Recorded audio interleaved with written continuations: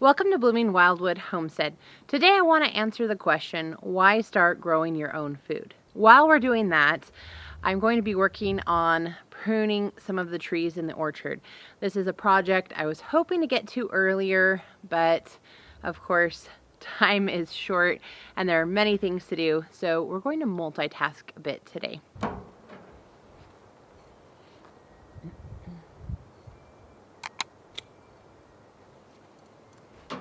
While there are many reasons to start growing your own food, today I want to share with you 5 reasons that I believe it's important to start growing your own food and 5 reasons why I do the things that I do. One reason to start growing your food is that you have control over what is in it and what goes on it. When you purchase food from the store, you don't know how it's been handled or what kinds of inputs have been put into the soil, what kinds of things may have been sprayed on the food that you're purchasing. So you just don't have control over that. And you can purchase organic, of course, and some of these other things. But as different standards change, some of the rules of what's acceptable and what is not acceptable change over time. And that really impacts what you're getting. And you might not always know about those things. So the only way you can truly know what is going in your food and on your food is to grow it yourself.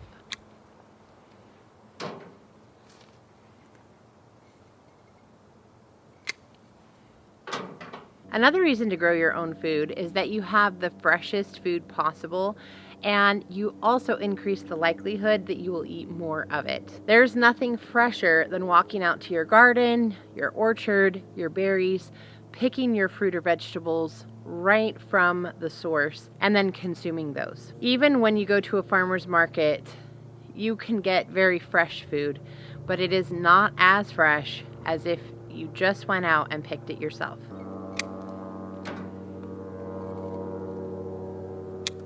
I also find that I eat more of the fresh fruits and vegetables because I have such easy access to that produce.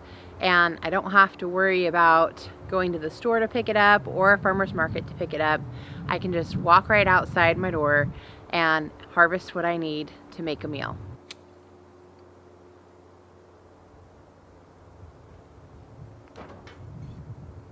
Another reason to grow your own food is that it saves you money and reduces food waste.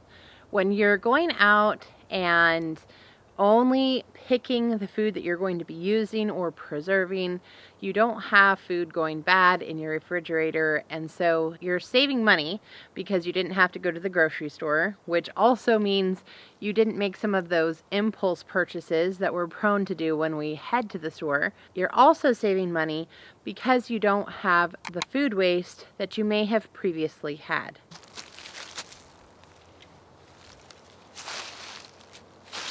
Yikes.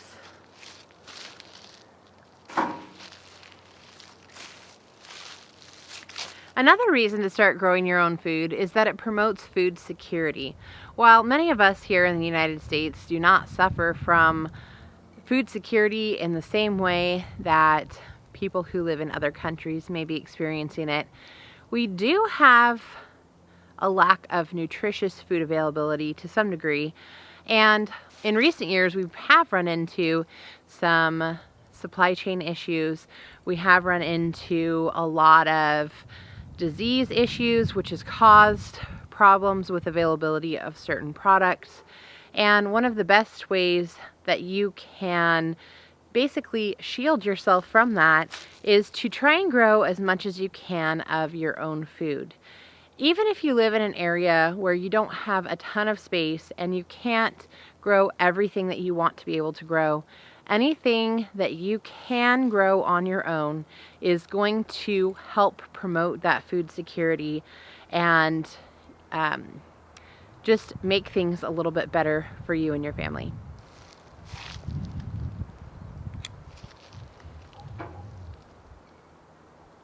Another reason to grow your own food is that it promotes health and happiness.